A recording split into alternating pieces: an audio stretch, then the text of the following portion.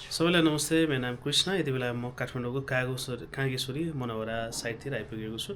एकजना दाइ हुनुहुन्छ, विदेश बसेर आउनुभएको छ केही समय र विदेश नेपाली पलायन भइसकेपछि विभिन्न रोगहरू लिएर नेपालसम्म आउनुहुन्छ र नेपालमा आइसकेपछि जति पैसा विदेशमा कमाइएको छ ती पैसाहरू चाहिँ सबै नै यहाँ नेपालको हस्पिटलमा तिर्दैमा ठिक्क हुन्छ। र धनबहादुर तामाङ हाल सिन्धुपाल्चोक घर भाइ हाल यहाँ बस्दै हुनुहुन्छ काठमाडौँमा र उहाँको कोठासम्म आइपुगेको छु म। र उहाँको अवस्था देख्दाखेरि 2 महिना भएछ उहाँको मृगौलामा समस्या परेको हुनाले मृगौला दुइटै ड्यामेज भइसकेको छ र यस मृगौला ड्यामेज भइसकेपछि उपचारको क्रममा आफूले कमाएका रकम र आफ्नो जे जति छ आफ्नो अब धन त गयो, त्यसै गरी आफ्नो स्वास्थ्य स्थिति पनि एकदमै कमजोर भएको हुनाले हामीसँग सहायता र त्यसै गरी देश विदेश सम्पूर्ण ठाउँमा बस्नुभएका दाजुभाइ दिदीबहिनीहरूसँग सहायताको लागि भनेर मलाई भिडियो बनाउन यहाँनिर दाजुभाइ सबैजना मिलेर बोलाउनु भएको छ र सबैले केही न केही सहयोग गरिदिनु होला, केही न केही साथ दिनु होला भनेर म यहाँसम्म आइपुगेको छु। अब म कुराकानी सुरु गर्छु र सबैले केही साथ दिनु होला भने भिडियो बनाएको छु है त। दाइ नमस्ते हजुर। नमस्ते। धनबहादुर तामाङ हजुर। है, कति वर्ष लाग्नुभयो? 27 वर्ष भयो। भर्खर 27 वर्ष लाग्नुभयो। हजुर। कुन देश जानुभएको थियो तपाईँ? मलेसिया। कति वर्ष बस्नुभयो? 4 वर्ष बस्यो। 4 वर्ष बसेर आउनुभयो। हजुर। कति महिना भयो तपाईँ नेपाल आउनुभएको चाहिँ? 2 वर्ष जति भयो अहिले। 2 वर्ष जति भयो। हजुर। अब तपाईँ बिरामी बन्न थाल्नुभयो है? हजुर। बिहे गर्नु भएको छ कि छैन? छैन। अविवाहित नै हुनुहुन्छ? हजुर। कुन छोरा पर्नुभयो तपाईँ? जेठो माइलो कान्छो? एउटा मात्र हो। एउटा मात्रै छोरा पर्नुभयो। हजुर। के भएको थियो सुरुवातमा? के भयो? कहिलेदेखि तपाईँलाई यस्तो भयो अलिअलि बताउनु त। पहिला प्रेसर हाई भनेर प्रेसरहरू जताइरहेको थियो, अनि पछि 81 प्रेसरले हाने भन्नुहुन्छ अहिले चाहिँको डक्टरहरू। प्रेसरले किडनी गयो? हजुर। उता बाहिर हुँदाखेरि चेकअप गर्नु भएको थिएन प्रेसरहरू? प्रेसरहरू त बाहिर हुँदा पनि हाई नै थियो, औषधिहरू चाहिँ युज गरेको थिएन। त्यस कारणले अहिले 81 किडनी ड्यामेज गराइदियो। किडनी पुरै गयो? हजुर। अहिले घाँटीबाट डायलिसिस गरिदिनुहोस् है? हजुर। कतिचोटि डायलिसिस गर्नुभएसम्म? आजसम्म भइसक्यो 20-22 चोटि जति गर्नुभयो। हजुर। प्रेसरले किडनी जान्छ भने थाहा थियो नि तपाईँको? त्यो त पहिला केही थाहै थिएन, अहिले गएपछि चाहिँ थाहा भएको। घरमा को हुनुहुन्छ तपाईँको? बुबा र मै मात्रै हुनुहुन्छ। तपाईँ एक्लो छोरा? हजुर। एक्लो छोराको हालत त्यस्तो भयो? हजुर। अब यो उमेर त अब केही गरौँला, आफ्नो बुवा आमालाई पालौँला, बिहे गरौँला भन्ने उमेर हो होइन? हजुर। तपाईँ नै यसरी अब यो कोठा चाहिँ तपाईँकै हो कि अरू कसैको माएर बस्नुभयो? होइन, अङ्कलहरूको कोठा हो, अनि अहिले अङ्कलहरूले यहाँ राखेर डायलिसिस गरिरहनु भएको छ। अब उपचार गर्नलाई कसैले मृगौला दिने त्यस्तो कुराहरू भएको छ कि छैन तपाईँको? उपचार गर्नलाई मृगौला दिने कुराहरू चाहिँ भइरहेको छ, तर पनि अलिअलि पैसाले नपुग्ने रहेछ। त्यस कारण गर्दाखेरि चाहिँ अलि प्रोसेसिङ ढिला भइरहेछ। कति लाग्छ भन्नुभयो डक्टरले? डक्टरले अब 25-30 लाख लाग्छ भन्नुभएको छ। अब के हुन्छ त्यत्रो पैसा छैन, आर्थिक अवस्था धेरै कमजोर छ। त्यही भएर तपाईँ यहाँ आएर? हजुर, डायलिसिस गरेर अङ्कलहरूसँग बसिरहेको छु अहिले। अङ्कल चाहिँ को हुनुहुन्छ तपाईँ? तपाईँसँग कुरा गर्दा हुन्छ? दाइ नमस्ते। यता नमस्कार। शुभ नाम भनिदिनु एकचोटि। मेरो चाहिँ आइते तामाङ। हजुर। मेरो भतिज हाल यहाँ बसेको लगभग 1.5 महिना जति भयो। अनि मलाई त थाहा पनि थिएन अब यस्तो होला भनेर सोचे पनि थिएन। हाम्रो चाहिँ अब आर्थिक स्थिति गाउँमा एकदमै कमजोरी नाजुक छौँ। हामी दाजुभाइ चाहिँ यहाँ अब यसो गाडीसाडी चलाएर बसिरहेछौँ। अब भतिजको त बुवा पनि खेती किसान गर्ने हो, मम्मी पनि खेती किसान गरेरै खाने हो। अब आर्थिक स्थिति कमजोरी भएको कारणले गर्दाखेरि अहिले चाहिँ अब सबैतिरबाट सहयोगको अपिल गरिरहेछौँ हामीले। अनि अब एक्लो मात्रै छोरा हुनुहुन्छ उहाँ, अब त्यस्तो रोजगार केही पनि छैन अहिलेसम्म। अब रोजगार त्यस्तो केही जाने छैन। अब एकलोट विदेश गएर आउनुभयो, 3 वर्ष 4 वर्ष कति बस्नुभयो। त्यस पछाडि आएर 2 वर्ष जति गाउँमा त्यत्तिकै हिँड्ने खाने बस्ने गरिरहनु भएको थियो। अब अचानक प्रेसरले हानेर अब यस्तो भएछ। त्यस पछाडि अब हामीहरू सबैजना मिलेर अलिअलि सहयोगले पनि नपुग्ने रहेछ। त्यस कारणले अब देश विदेश रहनुभएको सम्पूर्ण मिडियाकर्मीहरूलाई पनि हामीले कति गुहारेको थियौँ, अरू मिडियाहरूलाई पनि हामीले कति ट्र्याक गरेको थियौँ, तर कसैले पनि हेरिदिनु भएन।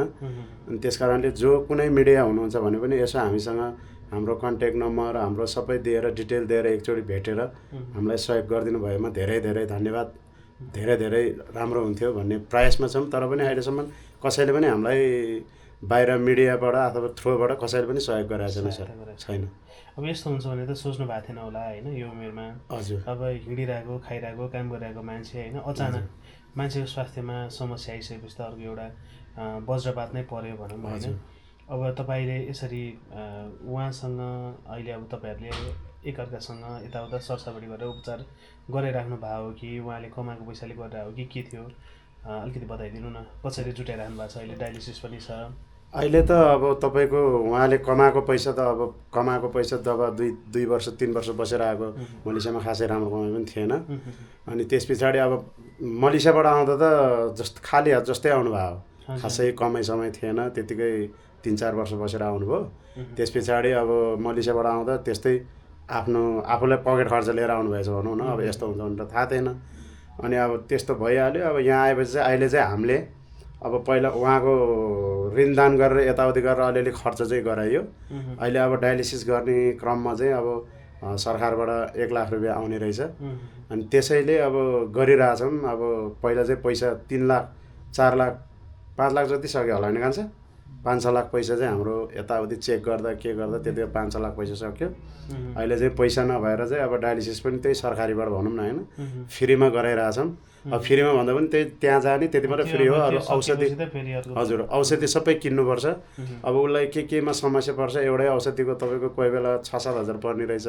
अब गाडी भाडा यताउति गर्दाखेरि अहिले अब यताउति जानलाई गाडी भाडा शुद्ध नभएर हामी अब दाजुभाइ यताउति छौँ, अलिअलि सर्ट सहयोग गरेर चलाइरहेछौँ सर। के भन्न चाहनुहुन्छ तपाईँहरू सम्पूर्ण? आज त अब तामाङ लोसार पनि पर्यो। हजुर हजुर। आज अब तपाईँहरू तामाङ पनि हुनुहुन्छ होइन।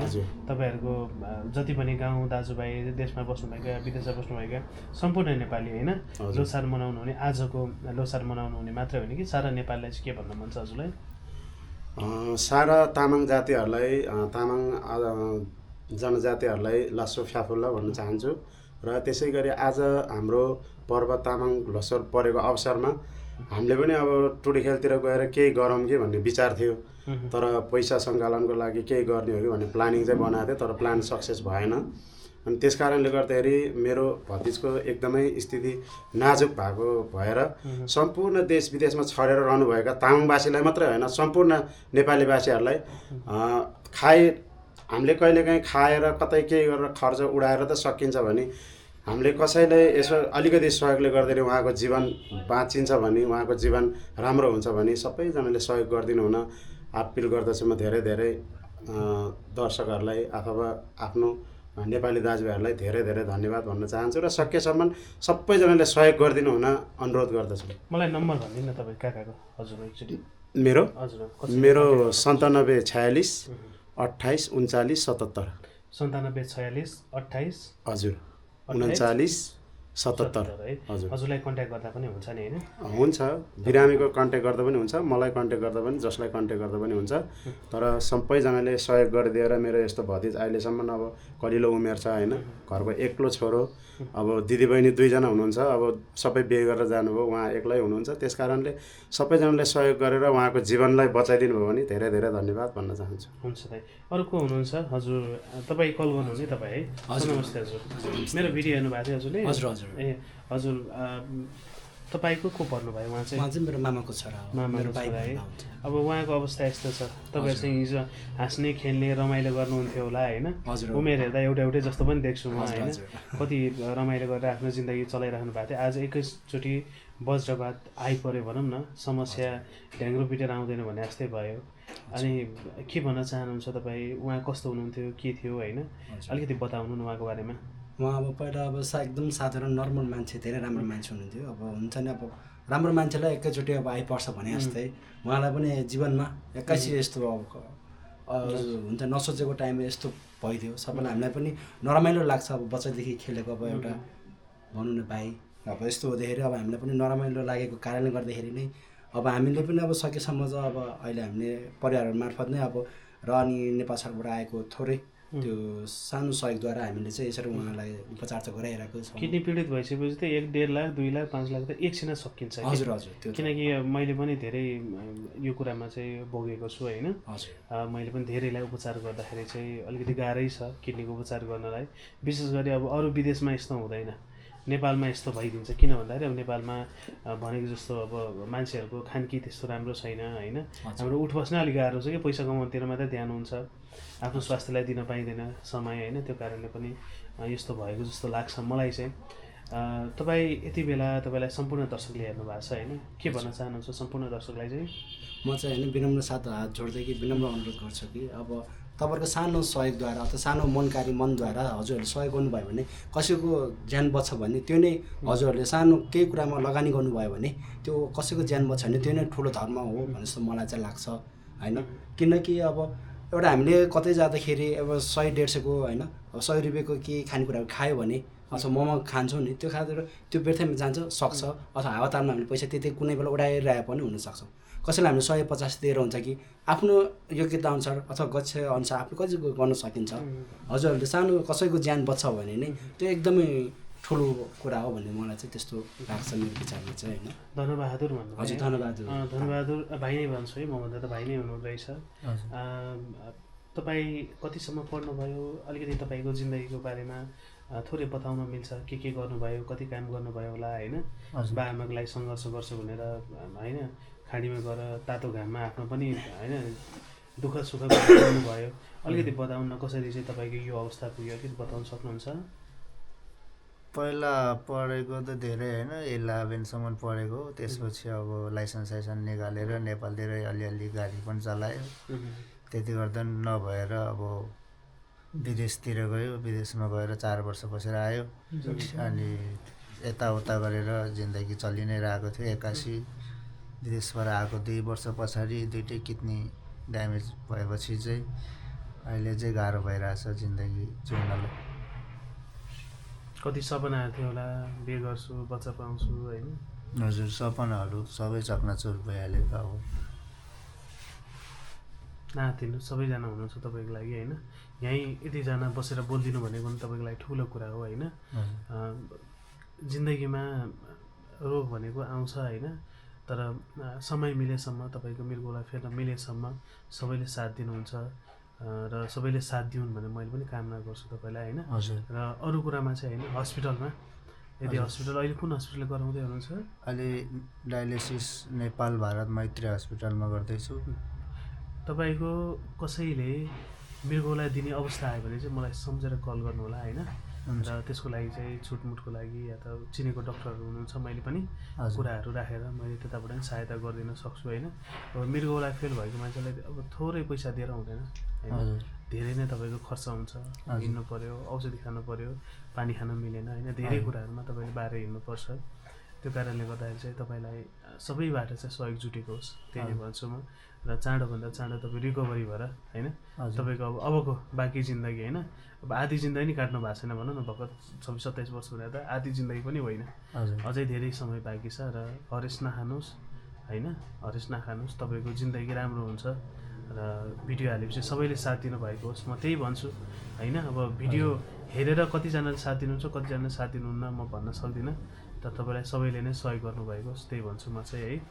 र मेरो तर्फबाट नै म तपाईँलाई सक्ने भनेको चाहिँ हस्पिटलमा या त अरू कुनै पनि ठाउँमा चाहिँ एकचोटि कल गर्नुभयो मैले हेल्प गर्न सक्छु है। धनबहादुर भन्नुभयो? हजुर मनको चाहिँ धनी हुनुहुन्छ कि हुनुहुन्न?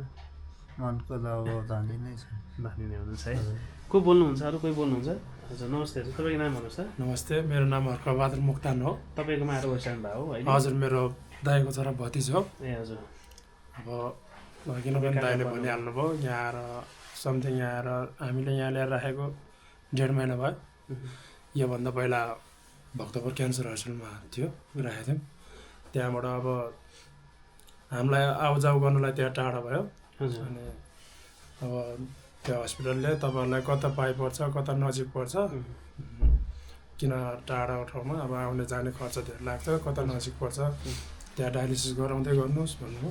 अनि हामीले अनि यता कुरा मेडिकल कलेजतिर नि गयौँ हामी। अब अलि नजिक भने मेडिकल कलेज थियो यहाँबाट, त्यहाँ गयौँ डायलिसिस गर्ने ठाउँमा। त्यहाँ प्याक रहेछ खाली भएन। अनि त्यसपछि हामीले नेपाल भारत मैत्री हस्पिटल गयौँ। त्यहाँनिर चाहिँ ठाउँ खाली रहेछ। त्यहाँ पनि तपाईँको सुरुमा जाँदाखेरि हामीलाई पनि अब यो पहिलोचोटि पर्यो हो यस्तो होइन, हामीलाई पनि थाहा भएन। सुरुमा जाँदाखेरि हामीले 2 चोटि चाहिँ 5-5 हजार पैसा तिर्यौँ त्यहाँ। अनि हजुरको अनि त्यस पछाडि फेरि अनि त्यहाँ हामीले डायलिसिस त फ्री हुन्छ भन्नुहुन्थ्यो उता हस्पिटलबाट, भक्तपुर हस्पिटलबाट भन्ने हामीले कुरा राख्यौँ त्यहाँ। अनि कुरा राख्दाखेरि तपाईँहरूले उताबाट चाहिँ नि कम्प्युटरले यहाँनिर चाहिँ तपाईँहरूको उहाँबाट सिस्टम चाहिँ नि कम्प्युटरले यता फर्मेट गर्नुपर्छ भन्नुभयो। अनि उहाँ फोन गऱ्यौँ हामीले, फेरि फोन गरेर अनि उहाँ फोन गरेपछि उहाँ बोलाउनु भयो। फेरि हामी गयौँ, त्यो फर्मेट गरेको छैन चाहिँ यता हस्पिटलमा। अनि त्यो 10,000 पैसा हामीले 2 चोटि डायलिसिसको 10,000 तिर्यौँ। अनि त्यस पछाडि चाहिँ अनि त्यो फर्मेट भएपछि अनि त्यो फेरि त्यहाँ उहाँ उता दिएको कागज, उता भक्तपुरमा दिएको जुन हाम्रो उता सिन्धुपाल्चोकबाट गाउँपालिकाबाट ल्याएको कागज चाहिँ त्यहाँ मिसिङ भएर रहेछ भनौँ न। अब त्यहाँनिर एउटा अर्कै कोठामा पुगेर बसेर छ। त्यसलाई फेरि हामीले त्यहाँ गएर खोजेर अनि यता ल्याएपछि अहिले चाहिँ डायलिसिस फ्री नै छ। अब औषधिहरू त किन्नै परेको। अब हामी पनि अब यहाँ हामी पनि अब हाम्रो पनि मनमा त अब आफूसँग भएदेखि, आफूसँग भएको भएदेखि आफ्नो भतिजा दाइको छोरा सबै कुरा आफै गर्नु भन्ने हुन्थ्यो नि। अब हाम्रो पनि त्यही हो अवस्था, आर्थिक अवस्था कमजोर छ। अनि अब हामीले भने त्यही हो, अहिले अब यसो हस्पिटल लाने ल्याउने, अब औषधिहरू यताउति बस्ने ठाउँको चाहिँ अब यस्तै छ। मलाई खाता नम्बरहरू केही छन् उपलब्ध गराएँ, तपाईँ चाहिँ को भन्नु? नमस्कार, मेरो नाम विनोद मोक्तान। म चाहिँ बिरामीको अङ्कलको छोरा। के अरे नम्बरहरू के दिनुहोस् न। म चाहिँ बिरामीको अङ्कलको छोरा हो। उहाँ बिरामी चाहिँ मेरो ठुलो बुवाको छोरा दानबहादुर तामाङ हुनुहुन्छ। दाइको एकदम इमर्जेन्सी 81 यस्तो मृगौला यस्तो के अरे मृगौला ड्यामेजको रिपोर्ट आएपछि हामी चाहिँ तपाईँको एकदम यो जस्तै के कसरी हुन्छ तपाईँको स्वास्थ्यको लागि राम्रोको लागि हामी त्यही प्रोसेसिङमा छौँ। अनि तपाईँको हाम्रो फेरि अलिकति आर्थिक अवस्था सब नाजुक भएको कारणले गर्दा सबै दिदीबहिनी देश विदेशमा रहनुहुने सबैलाई म 2 हात जोडी सबैलाई सहयोग गरिदिनु हुन अपिल गर्दछु। नाम चाहिँ के पर्यो? मेरो नाम विनोद तामाङ। विनोद तामाङ। हजुर, हुन्छ, धेरै धन्यवाद छ। तपाईँहरूको दिन चाहिँ सुरक्षित छैन। अब अरूभन्दा नि अब नलाग्नु रोग लागिहाल्यो है। हजुर, अब रोगले अब मान्छे भन्दैन होइन, धनी गरिब भन्दैन, रोग लागेपछि लाग्यो होइन। त्यही भएर रोग लाग्नुभन्दा अगाडि चाहिँ सबैले नै आफूलाई ध्यान दिन चाहिँ जरुरी छ। क्युआर चाहिँ हाल्न मिल्दैन छ। क्युआर ग्लोबल आइएमए ब्याङ्क रहेको छ। कसैले सहयोग गर्न चाहनुहुन्छ भने धनबहादुर तामाङ उहाँको ब्याङ्क खाता नम्बर मैले देखाइदिएको छु। र त्यही भन्दै दाइ अब आफ्नो ख्याल गर्नु होला होइन। अब जति सक्छ हामीले पनि मैले भिडियोबाट तपाईँहरूलाई संलग्न भइएको होस्, तपाईँहरू मार्फत फोन आएको होस्। फोन नम्बर कसको दिन चाहनुहुन्छ तपाईँहरू? फोन नम्बर हाम्रो जो फोन नम्बर तपाईँको दिँदा हुन्छ कि उहाँको दिँदा हुन्छ, कसको दिनुहुन्छ? उहाँको दियो भने अलिक बेस्ट होला। फोन नम्बर भनिदिनुहोस् त धनुजी। 97 042 13 026 है। यो नम्बरमा कल गरेर सबैले सहयोग गरिदिनु होला, साथ दिनु होला भनेर म यहाँसम्म आइपुगेको छु। हुन्छ हजुर, आफ्नो ख्याल गर्नु होला। हस्त नमस्ते। हस् नमस्ते।